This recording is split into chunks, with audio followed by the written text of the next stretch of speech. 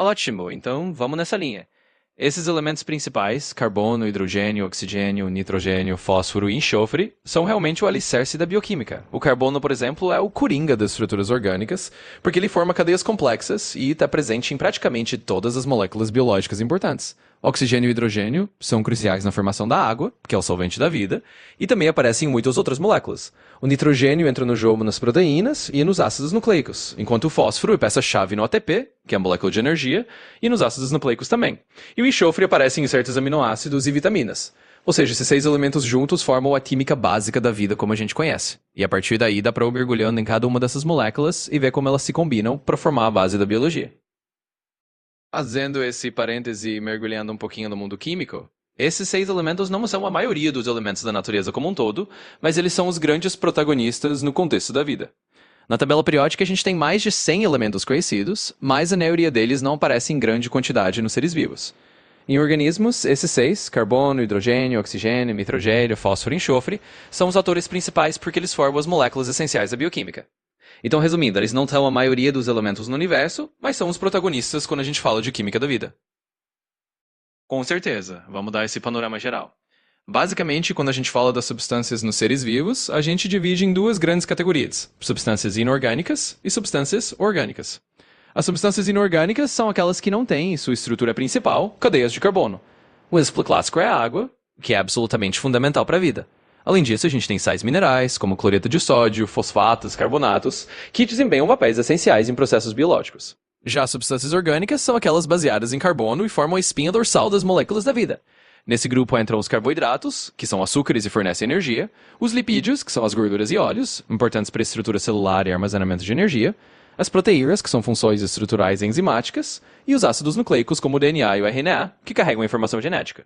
Então, de forma geral, as substâncias inorgânicas são mais simples e não baseadas em carbono, enquanto as orgânicas são complexas e formam a base das estruturas e funções dos seres vivos. E é a partir dali que a gente explora toda a bioquímica da vida. Exatamente. A água é realmente a grande protagonista entre as substâncias inorgânicas quando a gente fala de vida. Ela é um solvente universal, ou seja, capaz de dissolver uma enorme variedade de substâncias, o que é essencial para as reações químicas dentro dos organismos. É na água que muitas moléculas biológicas se movem, se encontram e reagem. Além disso, a água tem propriedades bem especiais. Ela tem um alto calor específico, o que ajuda a manter a temperatura corporal estável, tem coesão e adesão, que permitem o transporte de nutrientes e ascensão da seiva nas plantas, e também atua como um meio onde muitas reações metabólicas acontecem. Então, sem dúvida, a água é a substância inorgânica mais crucial para a vida, servindo de palco para a química da vida e garantindo que tudo funcione direitinho. Isso mesmo, os sais minerais são outro componente inorgânico super importante. Eles podem ser encontrados dissolvidos, por exemplo, na forma de íons, em fluidos corporais, como sódio e potássio, que ajudam a conduzir impulsos nervosos e manter o equilíbrio hídrico. E também podem estar imobilizados, como no caso do cálcio nos ossos e dentes, onde eles fornecem estrutura e rigidez. Então, em resumo, os sais minerais têm essa dupla função. Quando dissolvidos, eles participam de processos fisiológicos essenciais, e quando imobilizados, eles ajudam a dar sustentação e forma ao corpo. Assim, junto com a água, eles são peças-chave no funcionamento dos seres vivos. Exatamente. Quando você toma uma água mineral ou mesmo uma água potável, ela geralmente tem sim sais minerais dissolvidos. Dependendo da fonte, você vai encontrar diferentes tipos e concentrações desses sais, como cálcio, magnésio, sódio e potássio, que acabam dando até um certo sabor característico para cada tipo de água mineral. Esses sais minerais na água são benéficos e ajudam a complementar a ingestão diária de minerais que o corpo precisa. Então sim, aquela água que a gente bebe não é logo H2O pura. Traz um pouquinho desses sais junto. Claro, além da água, a gente obtém sais minerais principalmente através dos alimentos que consumimos. Frutas, verduras, cereais, carnes, laticínios, todos eles contêm diferentes tipos de minerais. Por exemplo, o cálcio é muito encontrado em laticínios, o ferro em carnes e leguminosas, o potássio em frutas como a banana, o magnésio em vegetais de folhas verdes e assim por diante. Então a alimentação balanceada é a principal fonte desses minerais para o nosso corpo. A água mineral entra como um complemento, mas a maior parte vem mesmo da comida do dia a dia. Com certeza. Então vamos mergulhar um pouquinho no mundo dos carboidratos.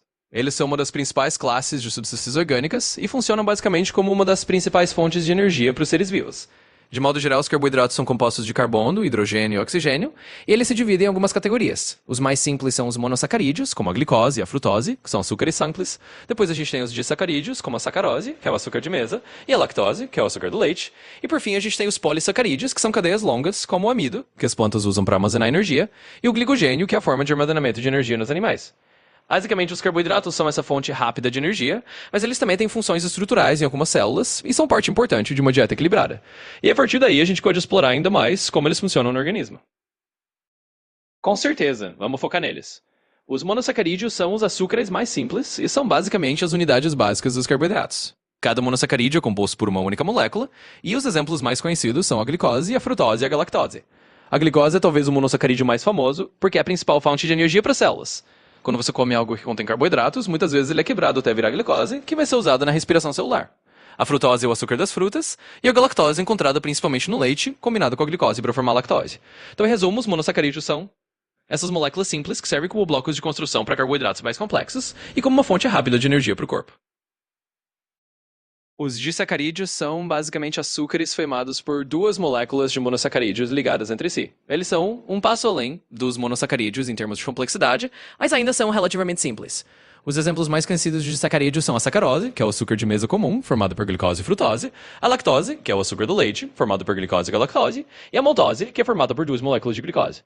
Esses disacarídeos são importantes porque eles são uma forma de armazenamento e transporte de energia em muitos organismos.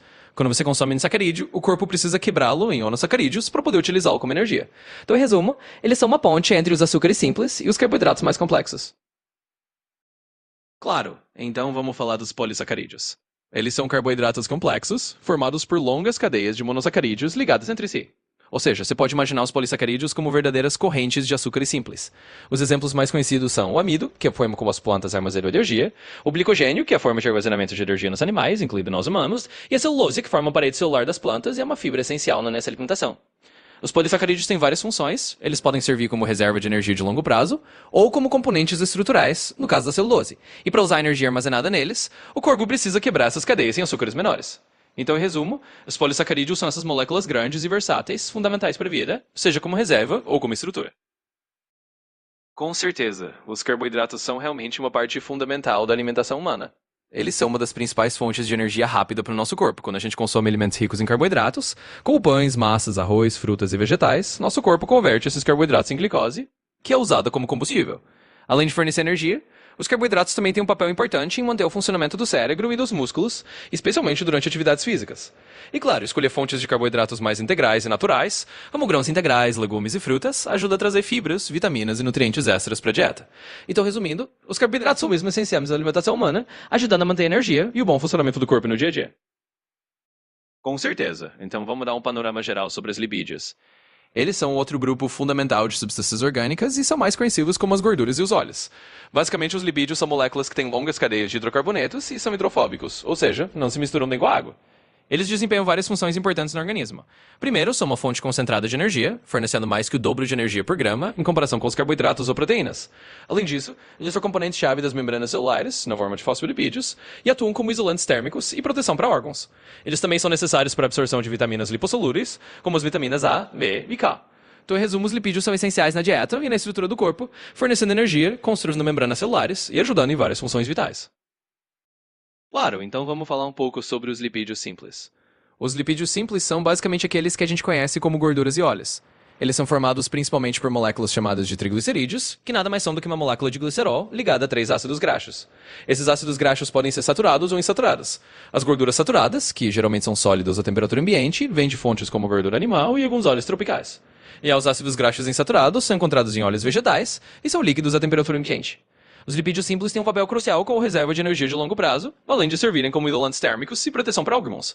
Então, em resumo, os lipídios simples são essas gorduras e óleos do dia a dia que o corpo usa para estocar energia e cumprir várias funções essenciais. Com certeza. Então vamos falar um pouquinho sobre os lipídios compostos. Enquanto os lipídios simples são basicamente gorduras e óleos, os lipídios compostos têm uma estrutura um pouquinho mais complexa. Eles são formados não só por ácidos graxos e glicerol, mas também por outros componentes, como fosfatos ou carboidratos. Um exemplo clássico de lipídio composto são os fosfolipídios, que são os principais componentes das membranas celulares. Eles têm uma cabeça que é hidrofílica, ou seja, massa de água, e duas caudas hidrofóbicas, que não gostam de água.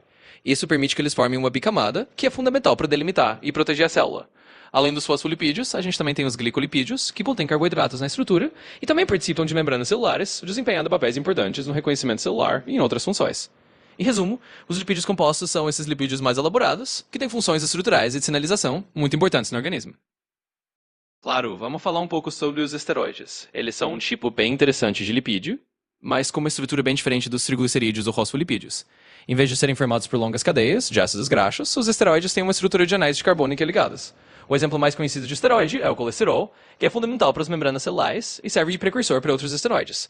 A partir do colesterol, o corpo produz hormônios esteroides, como os hormônios sexuais, testosterona, estrogênio e os corticoides, que têm uma série de funções regulatórias no organismo. Então, em resumo, os esteroides são lipídios com essa estrutura de anéis e desempenham papéis super importantes, tanto na estrutura das células quanto na regulação hormonal. Essa é uma dúvida bem comum. Quando a gente fala de colesterol bom e colesterol mau, na verdade a gente está falando das formas como o colesterol é transportado no sangue, e não do colesterol em si. E colesterol bom é aquele que é transportado pelas lipoproteínas de alta densidade, conhecidas como HDL. Elas ajudam a remover o excesso de colesterol das artérias e levar de volta para o fígado, onde ele pode ser eliminado. Por isso, o HDL é considerado protetor. Já o colesterol mau é transportado pelas lipoproteínas de baixa densidade, o LDL. Quando há muito HDL circulando, ele pode se depositar nas paredes das artérias, formando placas que aumentam o risco de doenças cardiovasculares. Então, resumindo, o HDL é o bom, porque ajuda a limpar o colesterol do sangue, e o LDL é o mau, porque em excesso pode causar acúmulo e problemas nas artérias. Claro, então vamos mergulhar no mundo das proteínas. As proteínas são moléculas orgânicas super versáteis e fundamentais para a vida. Elas são formadas por cadeias de aminoácidos, que são como os blocos de construção das proteínas. Existem 20 aminoácidos principais, e a sequência e o arranjo desses aminoácidos determinam a estrutura e a função de cada proteína. As proteínas têm uma gama enorme de funções no organismo. Elas atuam como enzimas, que aceleram reações químicas, como anticorpos no sistema imunológico, como hormônios, como insulina, e também como componentes estruturais, como colágeno nos tecidos. Elas são essenciais para o crescimento, reparo e manutenção das células. Em resumo, as proteínas são verdadeiras faz-tudo do corpo, uma diversidade de funções que as tornam indispensáveis para praticamente todos os processos biológicos. Claro, vamos lá. Os aminoácidos naturais, também chamados de não essenciais, são aqueles que o nosso corpo consegue produzir por conta própria. Ou seja, a gente não precisa obtê-los necessariamente pela alimentação, porque o organismo dá conta de sintetizá-los a partir de outras substâncias. Já os aminoácidos essenciais são aqueles que o corpo não consegue produzir sozinho. Por isso, a gente precisa obtê-los através da alimentação. Alimentos como carnes, ovos, laticínios e leguminosas fornecem esses aminoácidos essenciais. Eles são indispensáveis, porque sem eles o corpo não consegue montar todas as proteínas de que precisa. Então, resumindo, aminoácidos naturais, ou não essenciais, são aqueles que o corpo fabrica, e aminoácidos essenciais são os que a gente precisa comer, porque o corpo não tem como produzi-los por conta própria.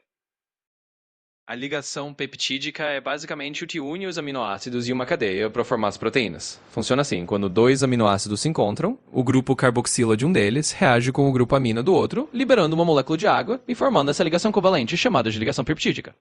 Essa ligação é super importante, porque é o que cria as longas cadeias de aminoácidos, conhecidas como polipeptídeos, que depois se dobram em estruturas tridimensionais para formar proteínas funcionais. Em outras palavras, sem a ligação peptídica, não teríamos como juntar aminoácidos para construir as proteínas, que são tão essenciais para a vida. Exatamente. Quando a gente fala da estrutura das proteínas, a gente pode pensar em diferentes níveis. Primeiro existe a estrutura primária, que é simplesmente a sequência linear dos aminoácidos ligados por ligações peptídicas, como um fio ou um colar de contas. Depois essa cadeia se dobra em estruturas locais, que chamamos de estrutura secundária, formando padrões como hélices ou preguiados. Em seguida vem a estrutura terciária, que é o formato tridimensional completo que a proteína adota, com uma espécie de forma específica que ela assumir para funcionar. E algumas proteínas têm até uma estrutura quaternária, que é quando várias cadeias se juntam. Então sim, você pode pensar que a estrutura da proteína é como um fio que se enrola e se dobra, até chegar na forma final, que é a forma tridimensional, que determina a função dela. Exatamente, você pegou bem a ideia. A desnaturação é justamente isso. É quando uma proteína perde a sua forma tridimensional característica, aquela que ela precisa para funcionar direitinho. Isso geralmente acontece por causa de mudanças no ambiente, como aumento de temperatura, variação de pH ou presença de certas substâncias químicas. Quando a proteína se desnatura, ela se desenrola e perde essa estrutura específica, o que faz com que ela não consiga mais desempenhar a sua função normal, como se você pegasse um novelo de lã todo organizadinho e o desfizesse, ele deixa de ter aquela forma, função originais. Então, em resumo, a desnaturação é essa deformação que faz a proteína perder a sua forma funcional, e isso pode afetar bastante o que ela consegue fazer no organismo. Exatamente, é por aí mesmo. A insulina, sendo uma proteína, precisa ser armazenada e manuseada com cuidado, justamente para não se desnaturar. Se ela for exposta a condições inadequadas, como temperaturas muito altas ou mudanças bruscas, sua estrutura tridimensional pode se alterar e ela deixa de funcionar corretamente. É por isso que a insulina é geralmente mantida refrigerada e armazenada de acordo com instruções específicas. Assim ela mantém a sua forma e pode fazer seu trabalho no corpo, ajudando a regular os níveis de glicose no sangue. Então a preocupação com o armazenamento tem tudo a ver com preservar a estrutura da proteína e garantir que ela funcione como deve. Com certeza. As enzimas são um tipo especial de proteína que funcionam como catalisadores biológicos. Significa que elas aceleram as reações químicas dentro das células sem serem consumidas no processo. Cada enzima é altamente específica, ou seja, ela se liga a um substrato, que é a molécula sobre a qual ela age, e facilita a transformação desse substrato em produtos. Por exemplo, no sistema digestivo, temos enzimas como a amilase, que quebra amidos e açúcares, ou a pepsina, que ajuda a quebrar proteínas em pedaços menores. As enzimas são essenciais para praticamente todas as reações bioquímicas do corpo, desde a digestão até a replicação do DNA. E como elas são muito sensíveis às condições do ambiente, como temperatura e pH, o corpo regula essas condições para garantir que as enzimas funcionem bem. Em resumo, as enzimas são as operárias moleculares que tornam possível a vida ao facilitar todas essas reações bioquímicas vitais. Isso mesmo. As reações enzimáticas são bem sensíveis a fatores como pH e temperatura. Cada enzima tem um intervalo ideal de pH e uma faixa de temperatura da qual ela funciona melhor. Se essas condições saem muito do ideal, a atividade da enzima pode diminuir ou até parar. Por exemplo, uma enzima digestiva no estômago, como a pepsina, trabalha melhor em um ambiente bem ácido. Já outras enzimas, como as que atuam no intestino, preferem um pH mais neutro. E se a temperatura ficar muito alta, a enzima pode se desnaturar, perdendo sua forma e função. Em resumo, assim, tanto o pH quanto a temperatura influenciam muito as reações enzimáticas, e é por isso que o corpo regula essas condições para manter tudo funcionando direitinho. Claro, vamos lá. Os anticorpos são outro tipo especial de proteína, e eles desempenham um papel fundamental no sistema imunológico. Eles são produzidos pelos linfócitos B, um tipo de célula de defesa, e a principal função deles é identificar e neutralizar invasores, como bactérias, vírus e outras substâncias estranhas. Cada anticorpo é bem específico, ou seja, ele se liga a um antígeno particular, que é como uma chave que encaixa perfeitamente num cadeado. Uma vez que o anticorpo se liga a um antígeno, ele pode marcar um invasor para destruição por outras células do sistema imunológico ou neutralizá-lo diretamente. Em resumo, os anticorpos são como os soldados moleculares do corpo, sempre prontos para reconhecer e ajudar a eliminar ameaças, mantendo a gente saudável. Ótima pergunta. Quando a gente fala que um organismo está imunizado, basicamente quer dizer que ele já foi exposto a um determinado antígeno, seja por meio de uma infecção anterior ou por meio de uma vacina, e agora o sistema imunológico dele lembra desse invasor. Essa memória do organismo é uma capacidade especial do sistema imunológico de reconhecer rapidamente e responder de forma mais eficiente a um antígeno que ele já encontrou antes. Isso acontece porque, depois do primeiro contato com o antígeno, o corpo produz células de memória imunológica. Quando o mesmo invasor aparece de novo, essas células entram em ação rapidamente, produzindo anticorpos e outras respostas de defesa de forma mais rápida e forte. Então, em resumo, o organismo imunizado é aquele que tem essa memória imunológica pronta para proteger o corpo de um invasor conhecido de forma mais eficaz. A gente já passou por uma boa parte do essencial. Mas, para completar esse panorama das substâncias orgânicas, falta a gente mencionar os ácidos nucleicos. Eles são outro grupo fundamental que inclui o DNA e o RNA. Os ácidos nucleicos são as moléculas que carregam a informação genética, ou seja, eles guardam e transmitem as instruções para construir e manter um organismo. O DNA é como um manual, que fica armazenado no núcleo das células, enquanto o RNA ajuda a levar essas instruções para as fábricas celulares, onde as proteínas são montadas. Então, falando dos principais grupos orgânicos, a gente tem os carboidratos, os lipídios, as proteínas e os ácidos nucleicos. Com isso, a gente fecha o ciclo dos grandes pilares da química da vida. Com certeza. Vamos mergulhar um pouquinho nos detalhes do DNA. O DNA, ou ácido desoxirribonucleico, é a molécula que carrega o código genético de praticamente todos os seres vivos. Ele tem aquela famosa estrutura de dupla hélice, que parece uma escada em espiral. Essa escada é formada por duas cadeias de nucleotídeos, e cada nucleotídeo é composto por uma base nitrogenada, ou açúcar chamado desoxirribose, e um grupo fosfato. As bases nitrogenadas podem ser adenina, timina, citosina ou guanina, e elas separiam de forma específica adenina com timina e citosina com guanina. O DNA é como um grande manual de instruções para o organismo. Ele contém os genes, que são sequências específicas de nucleotídeos que codificam proteínas. Essas proteínas, por sua vez, desempenham uma infinidade de funções do corpo. Durante a divisão celular, o DNA é copiado para que cada célula nova receba uma cópia idêntica das instruções genéticas. Em resumo, o DNA é o arquivo mestre da vida, guardando e passando adiante a informação que define cada ser vivo. Isso mesmo. O DNA é de fato uma molécula bem comprida, um verdadeiro filamento longo que pode se estender por distâncias surpreendentes quando desenrolada. Dentro do núcleo das células, ele fica todo compactado e enrolado em estruturas chamadas cromossomos. Se você esticasse o DNA de uma única célula humana, por exemplo, ele poderia ter vários centímetros de comprimento, o que é bem impressionante para algo tão minúsculo. Então sim, o DNA é um filamento longo e contínuo que carrega todas aquelas informações genéticas. E mesmo sendo tão comprido, ele fica super bem organizado e compactado dentro da célula. Claro, o RNA, ou ácido ribonucleico, é outra molécula essencial na biologia, e ele trabalha em conjunto com o DNA, mas tem funções um pouco diferentes. Enquanto o DNA é como um manual, que fica guardado no núcleo da célula, o RNA é como um mensageiro, que leva as instruções do DNA para a fábrica de proteínas na célula. Existem alguns tipos de RNA, mas os principais são o mensageiro, RNA-M, o ribossômico, RNA-R, e o transportador, RNA-T. O RNA-M copia as instruções do DNA e leva essa receita para os ribossomos, que são as estruturas onde as proteínas são montadas. O RNA-R faz parte dos grupos ribossomos e o RNA-T traz os aminoácidos certos para construir as proteínas de acordo com a sequência indicada. Em resumo, o RNA é essa molécula versátil que faz a ponte entre o DNA e a síntese de proteínas, garantindo que as instruções genéticas sejam colocadas em prática. Exatamente, fizemos um belo passeio por todos os principais elementos da química da vida. A gente falou dos carboidratos, que são fontes de energia, dos lipídios, que são importantes para a energia de reserva e para as membranas celulares, das proteínas, com suas múltiplas funções estruturais e enzimáticas, e dos ácidos nucleicos, que carregam a informação genética. Então, com isso, cobrimos o essencial da química da vida e como esses elementos todos se encaixam para fazer a vida funcionar. Se surgir mais alguma dúvida, é só dizer.